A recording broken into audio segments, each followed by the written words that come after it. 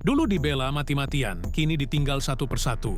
Israel, yang dulunya jadi anak emas dunia barat, kini justru jadi sasaran kecaman internasional. Bahkan, sekutu terkuatnya pun mulai berbalik arah. Apa yang sebenarnya terjadi?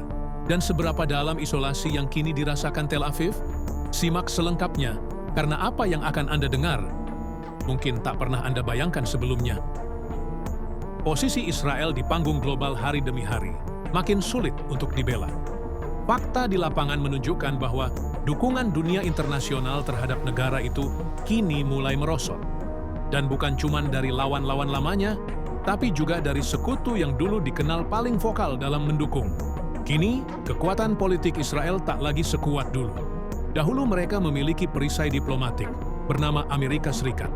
Namun sekarang, arah angin mulai berubah. Washington tampak mulai menjalin kedekatan dengan dunia Arab. Alhasil, tekanan terhadap Israel datang dari berbagai penjuru. Komunitas global mulai bersuara lebih lantang. Aksi protes terhadap agresi Israel tak lagi hanya muncul di kawasan Timur Tengah. Di negara-negara seperti Australia, Kanada, Jepang, hingga Turki, gelombang demonstrasi terus menggema. Bahkan, sebagian warga Yahudi sendiri memilih hengkang, baik kembali ke tanah kelahiran mereka, ataupun mencari perlindungan di negara lain. Dan itu belum semuanya. Rencana-rencana rahasia Israel atas wilayah Gaza semakin membuka mata banyak negara. Netanyahu, yang dulu dipuja-puja, kini justru menjadi simbol kemunduran. Ia bukan hanya disorot tajam oleh dunia luar, tapi juga dikritik keras dari dalam negerinya sendiri. Dari rakyatnya sendiri yang makin jenuh dengan konflik tanpa ujung, ditambah tekanan internasional yang makin menyudutkan. Lalu, bagaimana kondisi warga Israel yang kini menyebar ke berbagai belahan dunia? Dan seperti apa situasi Gaza yang perlahan bangkit dengan dukungan dari komunitas global? Mari kita bahas bersama-sama. Seiring konflik yang berkepanjangan, tak sedikit warga Israel yang memutuskan untuk mencari tempat tinggal yang lebih damai, jauh dari konflik dan kerusuhan. Ketika negara mereka terus terseret dalam ketegangan, banyak dari mereka akhirnya tersebar ke berbagai penjuru, terutama ke negara-negara yang sebelumnya dikenal sebagai sekutu setia Zionis. Tapi yang mengejutkan, negara-negara yang dulu menyambut hangat, kini justru mulai memberi sinyal penolakan secara halus terhadap warga Israel maupun diaspora Yahudi, karena kekhawatiran dan ketegangan yang tak mereka bayangkan sebelumnya. Ambil contoh Australia. Di sana, sekitar 120.000 warga Yahudi yang tinggal di Sydney dan Melbourne dulunya menjadi bagian dari keragaman yang harmonis. Dari tokoh politik hingga pelaku seni, komunitas Yahudi pernah memberi kontribusi penting bagi negeri kanguru ini, tapi sejak pecahnya konflik antara Israel dan Hamas, keharmonisan itu mulai terguncang. Segalanya berubah drastis. Angka kejadian antisemitisme melonjak tajam, bahkan seperti skor pertandingan yang terus bertambah. Tercatat lebih dari 2.000 kasus antisemitisme dalam 1 tahun terakhir terjadi, menargetkan komunitas Zionis.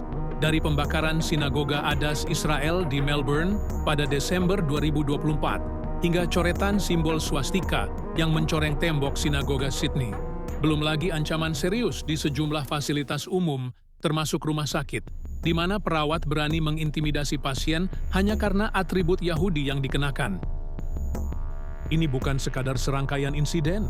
Ini adalah pukulan telak terhadap rasa aman dan identitas sebuah komunitas. Makanya, kini dilaporkan banyak warga Israel di luar negeri yang mulai merasa tidak nyaman dan memilih kembali ke tanah asal mereka.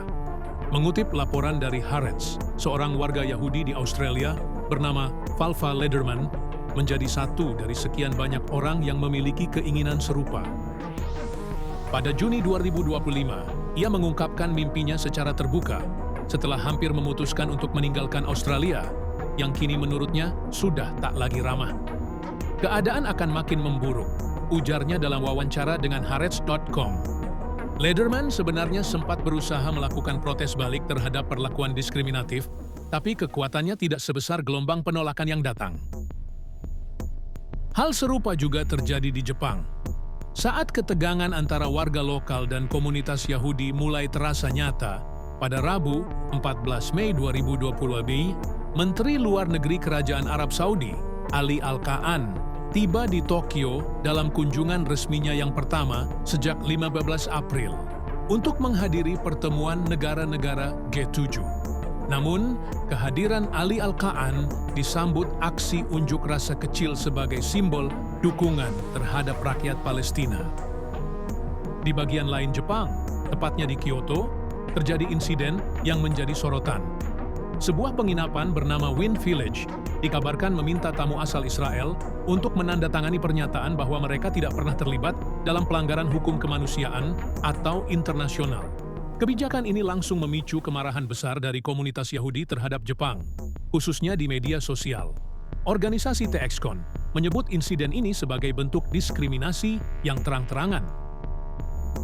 Mereka mendesak otoritas Jepang untuk segera turun tangan.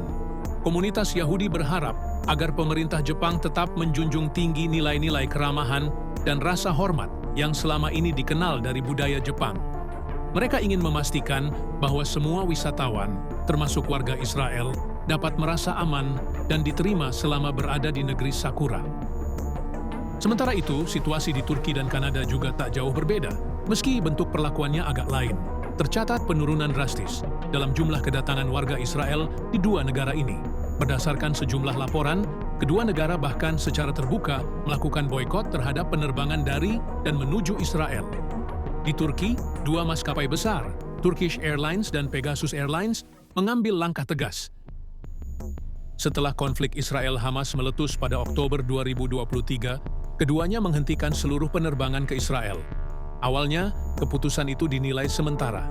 Namun, belakangan keduanya resmi menyerahkan slot penerbangan mereka di Bandara Ben Gurion, slot yang sangat berharga dan biasanya butuh bertahun-tahun untuk diperoleh. Kini, pintu itu ditutup rapat-rapat, secara permanen. Padahal, sebelumnya dua maskapai ini menyumbang lebih dari 5% total penumpang di bandara tersebut. Di Kanada, kondisi hampir serupa. Maskapai nasional Air Canada mengambil keputusan serupa dengan alasan keamanan. Sejak Oktober 2023, Air Canada menangguhkan semua penerbangan internasionalnya ke Israel akibat meningkatnya ketegangan di kawasan Timur Tengah. Awalnya, mereka berencana melanjutkan rute penerbangan pada 8 Juni 2025. Namun, serangan rudal dari kelompok perlawanan Yaman ke Bandara Ben Gurion pada 4 Mei 2025 mengubah segalanya. Jadwal itu pun dibatalkan. Air Canada kini resmi memperpanjang penangguhan penerbangan menuju Israel hingga 30 September 2025. Keputusan ini membuat mereka bergabung dengan sejumlah maskapai besar dunia lainnya yang juga memutuskan untuk tidak lagi terbang ke wilayah tersebut. Di antaranya adalah British Airways, Delta Airlines, dan Lufthansa. Semuanya menyuarakan sikap yang sama atas tindakan brutal yang terjadi di lapangan. Seperti tim yang mundur dari pertandingan yang sudah tidak seimbang, Air Canada memilih untuk menarik diri dan meninggalkan warga Israel dalam situasi yang tak menentu. Selama 3 tahun terakhir, di saat yang sama, Israel sedang berada di bawah tekanan dari berbagai arah, termasuk dari sektor finansial, seperti Bank Rakyat Rusia dan sejumlah lembaga keuangan di Kanada yang secara terang-terangan menunjukkan sinyal pemutusan hubungan ekonomi. Tapi alih-alih introspeksi dan mencari solusi damai, pemerintah Zionis justru memilih jalur yang lebih keras dengan meluncurkan sebuah rencana baru yang kontroversial bernama Operasi Zerion. Nama operasi ini diambil dari istilah kuno yang konon merujuk pada seorang artisan atau pembangun dalam kisah-kisah mitologi Yahudi. Namun dalam narasi Israel modern, istilah itu dikembangkan untuk membentuk citra nasionalistik yang kental, sembari menyisipkan agenda tersembunyi bernuansa kekerasan etnis. Tujuan utama dari Operasi Zerion bukan hanya menegaskan pendudukan jangka panjang di Gaza, tapi juga secara sistematis memaksa warga Palestina menyerahkan tanah mereka. Caranya, dengan menggusur hampir seluruh populasi Gaza, lebih dari 2 juta jiwa, dari wilayah yang dulu mereka tempati secara sah, dan menggantinya dengan permukiman baru milik pemukim Zionis. Lebih mencurigakan lagi, pola operasi ini tampak mengulang pola kekerasan historis yang pernah dilakukan oleh pemerintahan Israel sebelumnya. Para pengamat meyakini bahwa langkah ini merupakan bagian dari strategi militan yang disusun dengan rapi oleh para petinggi Zionis. Langkah itu langsung menuai kecaman keras di forum-forum internasional. Di panggung PBB, negara-negara kuat seperti Rusia, Tiongkok, dan bahkan Inggris yang selama ini relatif moderat, kini bersatu menyuarakan penolakan terhadap apa yang mereka sebut sebagai eskalasi tak manusiawi yang dilakukan oleh Israel. Mereka mendesak agar blokade total yang diterapkan Israel segera dicabut, menyebutnya sebagai pelanggaran serius terhadap prinsip-prinsip kemanusiaan. Kepala Urusan Kemanusiaan PBB, Tom Fletcher, mengecam rencana tersebut dengan keras, menyebutnya sebagai sandiwara kejam yang menyamarkan niat untuk melakukan kekerasan lanjutan. PBB memperingatkan, operasi Zerion bisa memicu eksodus besar-besaran, mengancam stabilitas kawasan, dan yang paling mencemaskan, menggunakan kelaparan sebagai senjata untuk menekan penduduk sipil. Di sisi lain, posisi Israel semakin sulit. Rencana agresif mereka tidak hanya menuai kecaman, tapi juga mulai menghadapi kegagalan di tengah tekanan internasional yang semakin kuat. Yang paling mengejutkan, sekutu utama mereka, Amerika Serikat, tampak mulai menjaga jarak. Presiden Donald Trump, yang baru saja menutup kunjungan ke Timur Tengah tanpa singgah di Israel, secara terbuka menyatakan dukungan terhadap penyaluran bantuan untuk Gaza. Salah satu dari 3 pemimpin kawasan mengatakan pada saya 2 malam lalu, "Tolong bantu rakyat Palestina, mereka sangat menderita." Saya pun menyampaikan kepada Komandan Teluk bahwa kami sudah mulai bekerja untuk membantu warga Gaza, ungkap Presiden Amerika Serikat, seperti dikutip dari Al Jazeera. Sebuah pernyataan yang terdengar seperti tamparan keras bagi Perdana Menteri Netanyahu. Sementara itu, Presiden Prancis Emmanuel Macron juga angkat bicara. Ia menyebut blokade total terhadap bantuan ke Gaza sebagai tindakan yang tak bisa ditoleransi. Bahkan, Macron menyebut keputusan Netanyahu sebagai tindakan yang mempermalukan diri sendiri. Seperti kesebelasan yang ditinggal kaptennya di tengah laga final, posisi Israel di panggung global tampak semakin terasing.